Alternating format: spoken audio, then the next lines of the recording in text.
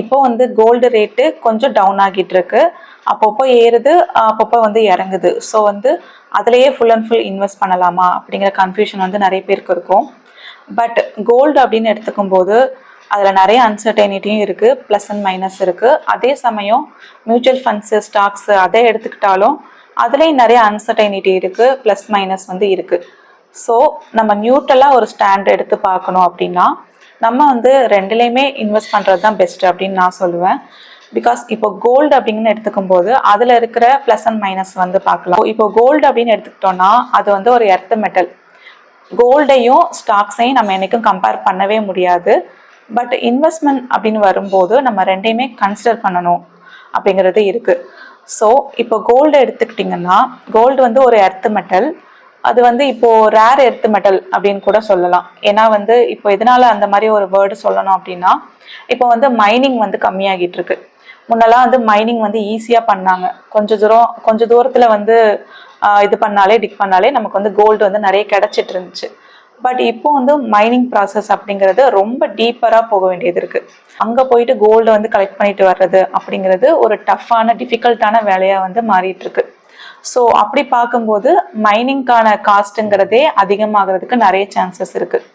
So அந்த வகையில் பார்த்தோன்னா கோல்டு ரேட்டு ஒரு வேளை மைனிங் வந்து ரொம்ப கம்மியாயிடுச்சு, மைனிங் வந்து ரொம்ப ஒரு சில கண்ட்ரீஸில் தான் இருக்குது, ரொம்ப கம்மியாயிடுச்சு அப்படின்னா கோல்டு ரேட்டு ரொம்ப அதிகமாகிறதுக்கு சான்சஸ் வந்து அதிகமாக இருக்குது. அதே சமயம் இப்போ கோல்டை வந்து நம்ம அப்படியே வச்சிட்ருக்கோம் அப்படின்னா அது வந்து நம்மளை ஒரு ரிச் பர்சனாக வந்து காட்டும். அது வந்து இல்லைன்னு சொல்ல முடியாது. பிகாஸ் கோல்டுங்கிறது real money. Gold price increase ஆகுது அப்படின்னா கண்டிப்பாக வந்து நம்ம க்ரோ ஆகிட்டு இருக்கோம் அப்படின்னு தான் அர்த்தம். பட் கோல்டு ப்ரைஸ் வந்து ஒரு இடத்துல ஸ்டாக்னண்ட்டாக இருந்துருச்சு அப்படின்னா நம்ம அதை வச்சு க்ரோ ஆகுறது கஷ்டம். But at the same time நம்ம வந்து மியூச்சுவல் ஃபண்ட்ஸு, ஸ்டாக்ஸு அதை பற்றி பார்க்கலாம். இப்போ மியூச்சுவல் ஃபண்ட்ஸுன்னு எடுத்துக்கும் போது அது வந்து காம்பவுண்டிங் இன்ட்ரெஸ்ட்டில் இன்க்ரீஸ் ஆகிட்டு இருக்கும். ஸோ நம்ம ஒரு அமௌண்ட்டு போட்டு வைக்கிறது வந்து காம்பவுண்டிங் இன்ட்ரெஸ்ட்டில் வந்து அதிகமாகிட்டு இருக்கும். ஸோ காம்பவுண்டிங் அப்படிங்கிறது ஒரு இன்வெஸ்ட்மெண்ட்டில் ஒரு முக்கியமான விஷயம். அப்படி பார்க்கும்போது நமக்கு ஒரு ஷார்ட் டேர்ம்லேயே நமக்கு நிறைய ரிட்டர்ன்ஸ் கிடைக்கிறதுக்கு சான்சஸ் இருக்குது. பட் இப்போது வந்து மார்க்கெட்டுன்னு எடுத்துக்கும் போது மியூச்சுவல் ஃபண்ட்ஸ் எல்லாமே கொஞ்சம் ஸ்டாக்னண்ட்டாக இருந்துட்டு இருந்துச்சு. இயர்ஸாகவே அப்படி தான் இருந்துகிட்ருக்கு.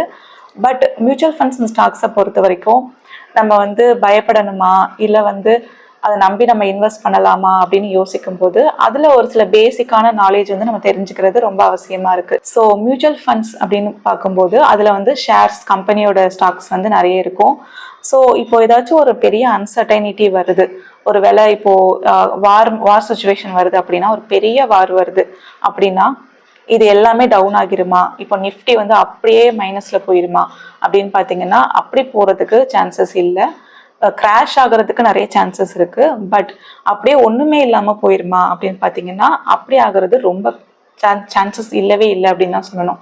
அதுவும் நம்ம இந்தியா மாதிரியான டெவலப்பிங் கண்ட்ரீஸில் வந்து இது மாதிரி ஆகிறதுக்கான சான்சஸ் ரொம்ப ரொம்ப கம்மி.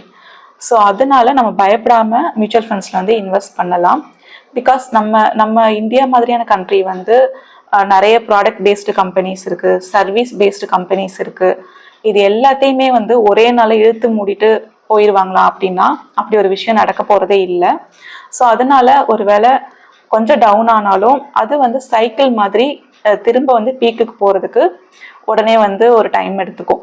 பிகாஸ் இப்போ எந்த விதமான அன்சர்டைனிட்டியும் இல்லை. இப்போ ஒரு வார் வந்துட்டு அது வந்து ஓரளவுக்கு செட்டில் ஆயிடுச்சு அப்படின்னாலே அதோட சைக்கிள் வந்து மறுபடியும் பீக்குக்கு போகிறதுக்கு தான் பார்க்கும். ஸோ அப்படி பார்க்கும்போது நம்ம டவுனாக இருக்கும்போது ஒரு வேளை இன்வெஸ்ட் பண்ணி வச்சுருந்தோம் அப்படின்னா அது மறுபடியும் நல்ல ரேஞ்ச் வரும்போது நமக்கு காம்பவுண்டிங் இன்ட்ரெஸ்ட்டில் அது பல மடங்காக வந்து நமக்கு ரிட்டர்ன்ஸ் வந்து கொடுத்துருக்கோம். ஸோ இதுதான் வந்து மியூச்சுவல் ஃபண்ட்ஸில் இருக்கிற ஒரு பெரிய ப்ளஸ்ஸு. ஓகே, இப்போ நம்ம எக்ஸ்ப்ளனேஷன் வந்து ஓரளவுக்கு கொடுத்தாச்சு எதில் இன்வெஸ்ட் பண்ணலாம் அப்படின்னு. இப்போ வந்து நிறைய பேருக்கு ஒரு கன்ஃபியூஷன் இருக்கும், இப்போ இதுவா அதுவா அப்படிங்கிற மாதிரி இருப்பாங்க. பட் நீங்கள் வந்து எதை பொறுத்து நீங்கள் இன்வெஸ்ட் பண்ணணும் அப்படின்னு என்ன கேட்டிங்கன்னா கண்டிப்பாக உங்களோட சேல்ரி அல்லது இன்கம், உங்களோட இன்கம் என்ன இருக்குது அப்படிங்கிறத பொறுத்து தான் நீங்கள் வந்து இன்வெஸ்ட்மெண்ட்டை வந்து பிளான் பண்ணிக்கணும். பிகாஸ் இப்போ வந்து நீங்கள் மந்த்லி சேல்ரி வாங்குற ஒரு பர்சன் அப்படின்னா, இப்போ ஒரு மந்த்லி ஒரு 1 lakh வாங்குறவங்க அப்படின்னா நீங்கள் வந்து ஈஸியாக கோல்டில் இவ்வளோ, மியூச்சுவல் ஃபண்ட் எஸ்ஐபியில் இவ்வளோ அப்படின்னு பிரித்து ஈஸியாக வந்து பண்ண முடியும். ஒருவேளை நீங்கள் பிஸ்னஸ் பண்ணுறவங்க, பிஸ்னஸ் பர்சனாக இருக்காங்க அப்படின்னா அவங்களுக்கு வந்து சம்டைம்ஸ் வந்து அமௌண்ட் நிறைய கைக்கு வரும். அப்போ வந்து எப்போ வந்து மார்க்கெட் டவுனாக இருக்கோ அப்போ இன்வெஸ்ட் பண்ணலாம். அதே மாதிரி கோல்டு எடுத்துக்கிட்டோம்னா கோல்டு எப்போ கொஞ்சம் கம்மியாகுதோ அப்போ இன்வெஸ்ட் பண்ணிக்கலாம். ஸோ இது மாதிரி ஸ்ட்ராட்டஜிக்காக நம்ம வந்து பண்ணும்போது நிறைய வந்து ரிட்டர்ன்ஸ் வந்து நம்ம பார்க்க முடியும். பட் மந்த்லி சேலரி அப்படின்னு பார்க்கும்போது நீங்கள் வந்து சிஸ்டமேட்டிக்காக எவ்ரி மந்த்து இதுதான் நம்ம பண்ண போகிறோம் அப்படிங்கிறத ஃபிக்ஸடாகவே கொண்டு போகலாம். ஏன்னா இப்போ ஃபிக்ஸடாக கொண்டு போனால் மட்டும்தான் உங்களுக்கு வந்து ஸ்லோ அண்ட் ஸ்டடியாக நீங்கள் அந்த க்ரோத்தை வந்து பார்க்க முடியும். இப்போ நான் ரொம்ப லீஸ்ட்டாக நான் சொல்கிறேன், ஒரு 30,000 சேலரி அப்படின்னா ஒரு கோல்டுக்கு வந்து ஒரு 5,000 இன்வெஸ்ட் பண்ணிவிட்டு மியூச்சுவல் ஃபண்டுக்கு வந்து ஒரு 2,000 இல்லை 1,000 மட்டுமே இன்வெஸ்ட் பண்ணுறது, அது மாதிரி கூட பண்ணிக்கலாம். பட் மிச்சம் இருக்கிறத வந்து நீங்கள் வேறு எதுலையாவது கவர்மெண்ட் ஸ்கீம்ஸில் வந்து நீங்கள் இன்வெஸ்ட் பண்ணிட்டு வரலாம். ஸோ இது மாதிரி பண்ணுறது ரொம்ப கரெக்டாக இருக்கும். பட் சேல்ரி அதிகமாக இருக்குது அப்படின்னா அதை வந்து நீங்கள் ஈக்குவலாக கூட பிரித்து பண்ணலாம்.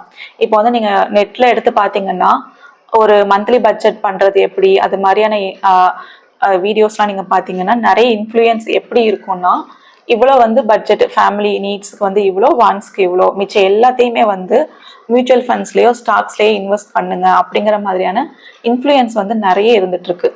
பட் அது மாதிரி கண்டிப்பாக பண்ணவே கூடாது.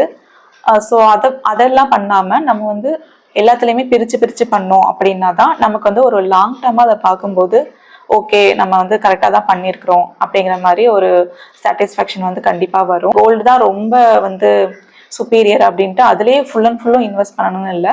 அதே மாதிரி மியூச்சுவல் ஃபண்ட்ஸு ஸ்டாக்ஸை பார்த்து பயப்படணுங்கிற அவசியமும் இல்லை. அதில் வந்து நம்ம ஒரு பேசிக்காக ஒரு சில விஷயம் வந்து தெரிஞ்சுக்கிட்டோம்னா நம்மளே வந்து ஈஸியாக அதில் என்னென்ன பண்ணணும் அப்படிங்கிறத ஈஸியாக பண்ணிக்க முடியும். ஏதாச்சும் டவுட்ஸ் இருந்துச்சு அப்படின்னா நீங்கள் வந்து கமெண்ட்ஸில் கேட்கலாம். அண்ட் என்னோட நெக்ஸ்ட் வீடியோவில் நான் வந்து மியூச்சுவல் ஃபண்ட்ஸை பற்றி ஈஸியாக எக்ஸ்பிளைன் பண்ணி ஒரு வீடியோ வந்து கொடுக்குறேன். தேங்க்ஸ் ஃபார் வாட்சிங்.